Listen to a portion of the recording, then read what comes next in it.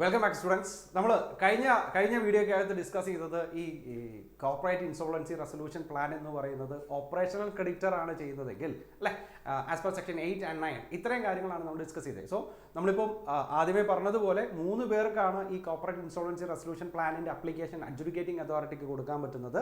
അത് financial creditor കൊടുക്കുകയാണെങ്കിൽ എന്തൊക്കെയാണെന്നുള്ള കാര്യങ്ങൾ പറഞ്ഞു. And second one, operational creditor കൊടുത്താൽ അവിടെ 2 സെക്ഷൻ ഉണ്ടെന്ന് പറഞ്ഞു അല്ലേ. സെക്ഷൻ 8 പ്രകാരം വേറൊരു കണ്ടീഷനും കൂടെ സാറ്റിസ്ഫൈ ചെയ്താൽ മാത്രമേ സെക്ഷൻ 9 പ്രകാരം നമുക്ക് കാര്യങ്ങൾ ചെയ്യാൻ പറ്റുള്ളൂ എന്ന് പറഞ്ഞു. ഈ വീഡിയോ വളരെ ചെറിയൊരു വീഡിയോ. കോർപ്പറേറ്റ് ഡെപ്റ്റർ തന്നെ കോർപ്പറേറ്റ് ഇൻസോൾവൻസി റെസൊല്യൂഷൻ പ്ലാൻ നടപ്പാക്കണം എന്ന് പറഞ്ഞ് അഡ്ജുഡിക്കേറ്റിംഗ് അതോറിറ്റിക്ക് കൊടുക്കുകയാണെങ്കിൽ, ഹിയർ കോർപ്പറേറ്റ് ഡെപ്റ്റർ മീൻസ് ആരാണോ ഡിഫോൾട്ട് വരുത്തിയിരിക്കുന്ന കമ്പനി, അവരെയാണ് കോർപ്പറേറ്റ് ഡെപ്റ്റർ എന്ന് പറയുന്നത്. സോ അങ്ങനെയുള്ള കോർപ്പറേറ്റ് ഡെപ്റ്റർ തന്നെ എന്ത് ചെയ്യാൻ പോവുക, ഈ കോർപ്പറേറ്റ് ഇൻസോൾവൻസി റെസൊല്യൂഷൻ പ്ലാൻ നടപ്പാക്കണം എന്ന് പറഞ്ഞിട്ട് അഡ്ജുഡിക്കേറ്റിംഗ് അതോറിറ്റിക്ക് അപേക്ഷ കൊടുക്കാൻ പോവാണ്. സോ അങ്ങനെ ചെയ്യുന്ന സാഹചര്യത്തിൽ എന്തൊക്കെ കാര്യങ്ങൾ വേണം നോക്കാം. നോക്കി, as per section 10 CIRP corporate insolvency resolution plan by corporate applicant, that means ആ കോർപ്പറേറ്റ് ഡെപ്റ്റർ തന്നെയാണ് ഈ റെസൊല്യൂഷൻ പ്ലാൻ വേണം എന്ന് പറയുന്നത്. അവിടെ നോക്കി, കോർപ്പറേറ്റ് അപ്ലിക്കൻ്റ് ആണ് കൊടുക്കുന്നത് അപ്ലിക്കേഷൻ ഫോർ ഇനീഷ്യേഷൻ CIRP ആർക്കാ, അഡ്ജുഡിക്കേറ്റിംഗ് അതോറിറ്റിക്ക്. ഒരൊറ്റ കണ്ടീഷൻ ആണ് ബേസിക്കലി പറയുന്നത്, the CD has committed any default. That means ആ കോർപ്പറേറ്റ് ഡെപ്റ്റർ എന്ന് പറയുന്നത് ഏതെങ്കിലും തരത്തിലുള്ള ഡിഫോൾട്ട് വരുത്തിയിരിക്കണം. ഓക്കെ, അതായത് ഈ കോർപ്പറേറ്റ് ഡെപ്റ്റർ ഫിനാൻഷ്യൽ ക്രെഡിറ്റർക്കോ ഓപ്പറേഷണൽ ക്രെഡിറ്റർക്കോ ഏതെങ്കിലും തരത്തിലുള്ള എമൗണ്ട് കൊടുക്കാൻ വില്ലിംഗ് ആയിരിക്കണം, അല്ലെങ്കിൽ അതിനുള്ള ഒരു ഒബ്ലിഗേഷൻ ഉണ്ടായിരിക്കണം, കടം വാങ്ങിച്ചിരിക്കണം എന്നർത്ഥം. അങ്ങനെയാണെങ്കിൽ കോർപ്പറേറ്റ് ഡെപ്റ്റർക്ക് തന്നെ എന്ത് ചെയ്യാം, ഈ പറയുന്ന സെക്ഷൻ 8 പ്രകാരം ഈ അഡ്ജുഡിക്കേറ്റിംഗ് അതോറിറ്റിക്ക് CIRP വേണം എന്ന് പറഞ്ഞ് അപേക്ഷിക്കാം. അവിടെ നോക്കി, the documents to be furnished along with application. അങ്ങനെ അപ്ലിക്കേഷൻ കൊടുക്കുന്ന നേരത്ത് എന്തൊക്കെ ഡോക്യുമെന്റ്സും കൂടെ വേണം. The first one, the information relating to its books of accounts. That means ആ കമ്പനിയുടെ ബുക്സ് ഓഫ് അക്കൗണ്ട്സ് കൊടുത്തിരിക്കണം. കാരണം ബുക്സ് ഓഫ് അക്കൗണ്ട്സ് നോക്കിയാലേ അറിയാൻ പാടുള്ളൂ ഡിഫോൾട്ട് ഉണ്ടോ ഇല്ലയോ. And the second one, the proposed IRP, അതായത് ഇന്ററിം റെസൊല്യൂഷൻ പ്രൊഫഷണൽ ആരാണോ അങ്ങേരുടെ ആ പ്രൊപ്പോസ്ഡ് ആയിട്ടുള്ള ആളുടെ പേര് അതിനകത്ത് വെക്കണം. And the third one and the important one, resolution passed by at least 3/4 of the total number of partners of the corporate debtor. That means corporate debtor ഈ പറയുന്ന പോലെ LLP ആണെങ്കിൽ അതിനകത്തുള്ള 3/4 ആൾക്കാർ റെസൊല്യൂഷൻ പാസ്സാക്കിയിരിക്കണം, ഇങ്ങനെ ഇതിന് കൊടുക്കാം എന്ന് പറഞ്ഞു. ഓർ കമ്പനിയാണെന്ന് വിചാരിക്കുക, special resolution passed by the share holders of the corporate debtor. So share holders of corporate ഡെപ്റ്ററിന്റെ റെസൊല്യൂഷൻ പാസ്സാക്കിയിരിക്കണം. Okay, approve for filing of the application. മനസ്സിലായി? സോ ആദ്യത്തെ 2 കാര്യങ്ങൾ പറയുന്നത് കോർപ്പറേറ്റ് ഡെപ്റ്ററിന്റെ ബുക്സ് ഓഫ് അക്കൗണ്ട്സ് നിർബന്ധമായിട്ടുണ്ടാവണം. ആൻഡ് ദ സെക്കൻഡ് വൺ, രണ്ടാമത്തെ പറഞ്ഞിരിക്കുന്നത് പ്രപ്പോസ്ഡ് IRPയുടെ പേര് അതിനകത്ത് നിർദ്ദേശിച്ചിരിക്കണം. ഇനി ഇത് കൂടാതെ കമ്പനിയോ LLP ആണെങ്കിൽ, ഓക്കെ, അവിടെ ഫേം ആണെങ്കിൽ ആ ഫേമിന്റെ 3/4 പാർട്ട്നേഴ്സ് അതിന് ബില്ലിംഗ് ആയിരിക്കണം. ഇനി കമ്പനിയാണെന്ന് വിചാരിക്കുക, കമ്പനിയാണെങ്കിൽ എന്ത് ചെയ്യണം, ഇതുണ്ടോ, ഷെയർ ഹോൾഡേഴ്സ് റെസൊല്യൂഷൻ പാസ്സാക്കിയിരിക്കണം. കമ്പനിയുടെ ഷെയർ ഹോൾഡേഴ്സ് റെസൊല്യൂഷൻ പാസ്സാക്കിയിരിക്കണം. എന്തിനു വേണ്ടിയിട്ട്?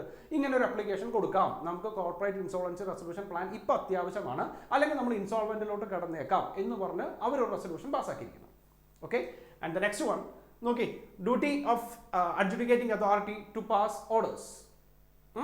നോർമൽ കേസ് 7-നകത്തും 9-നകത്തും പറഞ്ഞതുപോലെ തന്നെയാണ് പറയുന്നത്. Situation number 1, adjudicating authority is satisfied that application is complete. കൊടുത്തിരിക്കുന്ന അപ്ലിക്കേഷൻ കംപ്ലീറ്റ് ആണ്. And no disciplinary proceedings are pending against proposed IRP. മനസ്സിലായോ? ആ ഇന്ററിം റെസൊല്യൂഷൻ പ്രൊഫഷണൽ നമ്മൾ കൊടുത്തിരിക്കുന്ന IRPയുടെ മേളിൽ എന്തില്ല, ഒരു തരത്തിലുള്ള ഡിസിപ്ലിനറി ആയിട്ടുള്ള പ്രൊസീഡിംഗ്സും ഇല്ലെങ്കിൽ അവർ അപ്ലിക്കേഷൻ അഡ്മിറ്റ് ചെയ്യും.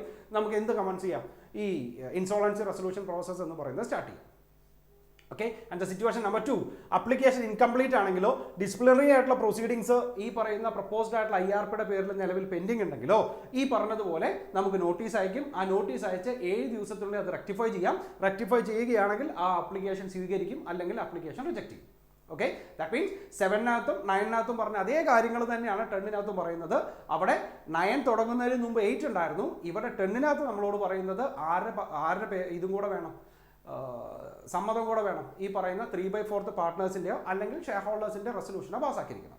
Okay, and the next one നോക്കി, suspension of initiation of CIRP. അതായത് ഈ കൊറോണയൊക്കെ ആയിട്ട് ബന്ധപ്പെട്ട് കയറി വന്നതായിരിക്കാം, ഒരു സ്പെഷ്യൽ കേസാണ് ഇവിടെ പറയുന്നത് സെക്ഷൻ 10A പ്രകാരം. നോക്കി, that means any default arising during the period 25 March 2020 till 6 months or such a further period not exceeding 1 year from such a date as may be notified in this behalf. അതായത് corporate ഡെപ്റ്റർക്ക് ഒരു default ഉണ്ടായിരിക്കണം. ആ default ഉണ്ടെങ്കിൽ മാത്രമേ CIRP ചെയ്യണം എന്ന് പറഞ്ഞ് അപേക്ഷ കൊടുക്കാൻ പാടുള്ളൂ എന്നാണ് പറഞ്ഞത്. അല്ലേ? ദാറ്റ് മീൻസ് അവിടെ പ്രൈമറി ആയിട്ട് നമ്മളോട് പറഞ്ഞ കണ്ടീഷൻ അവിടെ തീർച്ചയായിട്ടും എന്തുണ്ടായിരിക്കണം? ഡിഫാൾട്ട് വരുത്തിയിരിക്കണം. ഇവിടെ പറയുന്നത് നിങ്ങൾക്ക് ഉണ്ടായിരിക്കുന്ന ഡിഫാൾട്ട് എപ്പോഴത്തേക്ക് ശേഷമാണ്? 25/3/2020 ശേഷമാണ് ഉണ്ടായിരിക്കുന്നത്. അല്ലെങ്കിൽ അത് കഴിഞ്ഞ് 6 മാസത്തിനുള്ളിലോ 1 വർഷത്തിനുള്ളിലാണ് അങ്ങനെ ഒരു ഡിഫാൾട്ട് ഉണ്ടായിരിക്കുന്നതെങ്കിൽ ആ ഡിഫാൾട്ട് ആണെന്ന് പറഞ്ഞുകൊണ്ട്, അല്ലെങ്കിൽ അങ്ങനെ ഒരു ഡിഫാൾട്ട് വന്നു എന്ന് പറഞ്ഞുകൊണ്ട് നിങ്ങൾക്ക് എന്ത് ചെയ്യാൻ പാടില്ല? CIRP വേണം എന്ന് പറയാൻ പാടില്ല. ഓക്കെ, മേ ബി ഈ പറയുന്ന പോലെ ലോക്ക്ഡൗണും കണ്ടെയ്ൻമെന്റ് സോണും അതിൻ്റെയൊക്കെ അടിസ്ഥാനത്തിൽ വന്നതായിരിക്കാം. ഒരു അമെൻമെന്റ് ആണ്, ശ്രദ്ധിക്കേണ്ട ഒരു കാര്യമാണ്.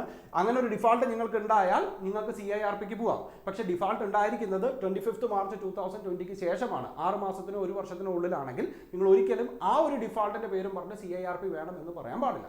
And the second one, no application shall ever be filed for initiation of CIRP of a corporate debtor for the said default. ഈ പറഞ്ഞ ഡിഫാൾട്ട് 25/3 ശേഷം ഉണ്ടാകുന്ന ഡിഫാൾട്ടിന്റെ പേരിൽ എന്ത് ചെയ്യാൻ പാടില്ല? ഒരു CIRP ഫയൽ ചെയ്യാൻ പാടില്ല. And the last one, the section 10A shall not apply to any default committed under section 7, 9 and 10 before 25th March 2020. Okay, അങ്ങനെ ഒരു ഡിഫാൾട്ട് വരുത്തിയിരിക്കുന്നത് 25/3 മുമ്പാണെങ്കിൽ കുഴപ്പമില്ല, ഒരു തരത്തിലുള്ള പ്രശ്നങ്ങളും ഇല്ല. അല്ലെങ്കിൽ പ്രശ്നമാണ്. എന്ത് ചെയ്യാൻ പാടില്ല? ആ 25/3/2020 ശേഷം ഉണ്ടായിരിക്കുന്ന ഡിഫാൾട്ടിന്റെ പേരിൽ നമ്മൾ ഒരു കാരണവശാലും എന്ത് ചെയ്യാൻ പാടില്ല? CIRP വേണം എന്ന് പറയാൻ പാടില്ല. Okay, and the next one, section 11, persons not entitled to make application. 1-2 തവണ ക്വസ്റ്റ്യൻസ് അതിനകത്ത് ചോദിച്ചാണ്. കോർപ്പറേറ്റ് ഡെപ്റ്റർക്ക് അപേക്ഷ കൊടുക്കാം, ഡിഫാൾട്ട് ഉണ്ടെങ്കിൽ CIRP ചെയ്യാം എന്നാണ് പറഞ്ഞത്. പക്ഷേ ഇവിടെ പറയുന്നത് ഈ പറയുന്ന ആൾക്കാർക്ക് എന്ത് ചെയ്യാൻ പാടില്ല? CIRP വേണം എന്ന് പറയാൻ പാടില്ല. ഓക്കെ, അതിനകത്ത് first one, CD is undergoing CIRP. That means corporate debtor already ഏതിന്റെ പ്രോസസ്സിലാണ്? ഈ പറയുന്ന കോർപ്പറേറ്റ് ഇൻഷുറൻസ് റെസൊല്യൂഷൻ പ്രോസസ്സിലാണ്. അവർക്ക് വീണ്ടും ഒരു അപേക്ഷ കൂടെ കൊടുക്കാൻ പാടില്ല. മനസ്സിലായി? അതായത് കോർപ്പറേറ്റ് ഡെപ്റ്റർക്ക് ഇപ്പോൾ ഓപ്പറേഷണൽ ക്രെഡിറ്ററുകാരനോ അല്ലെങ്കിൽ ഫിനാൻഷ്യൽ ക്രെഡിറ്ററുകാരനോ ഒരു റെസൊല്യൂഷൻ പ്രൊഫഷണലിനെ അപ്പോയിന്റ് ചെയ്തിട്ട് അവിടെ ഇപ്പോൾ ഒരു CIRP നടന്നുകൊണ്ടിരിക്കുകയാണ്. ഓക്കെ, അങ്ങനെ നടന്നുകൊണ്ടിരിക്കുന്ന സാഹചര്യത്തിൽ അപ്പോൾ ആ ഒരു കോർപ്പറേറ്റ് ഡെപ്റ്റർക്ക് വീണ്ടും ഒരു CIRP വേണം എന്ന് പറഞ്ഞ അപേക്ഷ കൊടുക്കാൻ പാടില്ല. മനസ്സിലായി? And the second one, CD is completed CIRP within the preceding 12 months. That means ഒരു കോർപ്പറേറ്റ് ഇൻഷുറൻസ് റെസൊല്യൂഷൻ പ്ലാൻ എന്ന് പറയുന്ന സാധനം നടപ്പാക്കി 12 മാസം പോലും ആയിട്ടില്ല. സോ 12 മാസം കഴിഞ്ഞാൽ മാത്രമേ അടുത്തൊരു CIRPക്ക് നമുക്ക് അപേക്ഷ കൊടുക്കാൻ പാടുള്ളൂ. സോ ഒരു കോർപ്പറേറ്റ് ഡെപ്റ്റർക്ക് ഒരു CIRP ഇംപ്ലിമെന്റ് ചെയ്ത് അത് ആ കോർപ്പറേഷൻ ആ ഒരു ഇൻഷുറൻസ് റെസൊല്യൂഷൻ പ്രോസസ്സ് തീർന്ന് 12 മാസം ആയിട്ടില്ല. സോ അവിടെ ആ 12 മന്ത്സ് കഴിഞ്ഞാൽ മാത്രമേ നമുക്ക് എന്ത് ചെയ്യാൻ പാടുള്ളൂ? അടുത്തൊരു കോർപ്പറേറ്റ് ഇൻഷുറൻസ് റെസൊല്യൂഷൻ പ്രോസസ്സ് വേണം എന്ന് പറയാം. And the third one, approved resolution plan was violated within the preceding 12 months. Okay, ഇവിടെ നോക്കിയേ, കോർപ്പറേറ്റ് ഇൻഷുറൻസ് റെസൊല്യൂഷൻ പാസ് നടപ്പാക്കി, പക്ഷേ അത് കമ്പനി വയലേറ്റ് ചെയ്തിരിക്കുകയാണ്. മനസ്സിലായി? ഓൾറെഡി ഒരു CIRP ഉണ്ടായിരുന്നു, ആ CIRP നടന്ന് അതിന്റെ അടിസ്ഥാനത്തിൽ കാര്യങ്ങൾ മുന്നോട്ട് പോയിക്കൊണ്ടിരിക്കുകയായിരുന്നു. സോ അത് വയലേറ്റ് ചെയ്തു. സോ ആ വയലേറ്റ് ചെയ്ത് കഴിഞ്ഞിട്ടും നമുക്ക് എത്ര മാസം? 12 മാസത്തിനുള്ളിൽ അടുത്ത CIRP വേണം എന്ന് പറയാൻ പാടില്ല. ഓക്കെ, അതായത് ഈ പറഞ്ഞതുപോലെ കടബാധ്യതകൾ കൊടുത്തു തീർക്കാതിരിക്കാൻ വേണ്ടിയിട്ടുള്ള ഒരു എളുപ്പമാവരുത് CIRP എന്ന് പറയുന്നത്. മനസ്സിലായോ? നമുക്കൊരു ബാധ്യത വന്നു, സോ ആ ബാധ്യത കുറയ്ക്കാൻ വേണ്ടിയിട്ടുള്ള ഒരു എളുപ്പമാവരുത് CIRP ചെയ്യുന്നത്. സോ ഓൾറെഡി ഒരു CIRP ഉണ്ടെങ്കിൽ നമുക്ക് ചെയ്യാൻ പാടില്ല. അല്ലെങ്കിൽ ഒരു CIRP കഴിഞ്ഞിട്ട് 12 മാസമാണെങ്കിലും നമുക്ക് ചെയ്യാൻ പാടില്ല. ഓൾറെഡി CIRP ഉണ്ടായിരുന്നു, ആ CIRP വയലേറ്റ് ചെയ്തിട്ട് അടുത്തൊരു CIRP വേണം എന്ന് പറയാനും പാടില്ല. And the CD is under liquidation. That means ഈ കോർപ്പറേറ്റ് ഇൻഷുറൻസ് റെസൊല്യൂഷൻ പ്രോസസ് എന്ന് പറയുന്നത് ഓൾറെഡി ഉണ്ടായിരുന്നു, അത് ഒരു കാരണവശാലും സമ്മതിക്കുന്നില്ല എന്നുള്ളൊരു സാഹചര്യത്തിൽ എത്തിയപ്പോൾ അത് ലിക്വിഡേറ്റ് ചെയ്യാൻ തീരുമാനിച്ചു. സോ കമ്പനി അല്ലെങ്കിൽ കോർപ്പറേറ്റ് ഡെപ്റ്റർ ഇപ്പോൾ ലിക്വിഡേഷൻ പ്രോസസ്സിലാണ്. സോ അങ്ങനെ വരുന്ന ഒരു സാഹചര്യത്തിൽ അവിടെയും എന്ത് ചെയ്യാൻ പാടില്ല? ഈ പറഞ്ഞതുപോലെ പുതിയൊരു കോർപ്പറേറ്റ് ഇൻഷുറൻസ് റെസൊല്യൂഷൻ പ്ലാൻ വേണം എന്ന് പറഞ്ഞ് അപേക്ഷ കൊടുക്കാൻ പാടില്ല. And the last one, and the important one, okay, a corporate debtor above can make an application for initiation CIRP against another corporate debtor. അതായത് ഇതൊരു കോർപ്പറേറ്റ് ഡെപ്റ്റർ ആണ്. ഓക്കെ, ഇവർക്ക് അല്ലെങ്കിൽ ഇവർക്ക് വേറെ ആരെങ്കിലും കാശ് കൊടുക്കാനുണ്ട്, അല്ലെങ്കിൽ ഇപ്പം ഒരു എക്സാമ്പിൾ പറയുവാണെങ്കിൽ A ലിമിറ്റഡ് ആണ്, ഈ പറഞ്ഞ 4 കാറ്റഗറിയും വരുന്നത് A ലിമിറ്റഡിലാണ്. സോ A ലിമിറ്റഡിന് വേണമെങ്കിൽ B ലിമിറ്റഡിന് CIRP വേണം എന്ന് പറഞ്ഞാൽ അപേക്ഷ കൊടുക്കാം.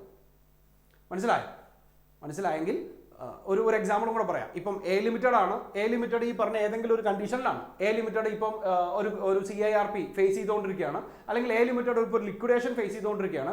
ഈ A ലിമിറ്റഡ് B ലിമിറ്റഡിന് കുറച്ച് കാശ് കൊടുത്തിട്ടുണ്ട്, കടമായിട്ട് കൊടുത്തിട്ടുണ്ട്. ദാറ്റ് മീൻസ് ഇപ്പൊ B ലിമിറ്റഡിന്റെ ഒരു ഫിനാൻഷ്യൽ ക്രെഡിറ്റർ ആണ് A ലിമിറ്റഡ്.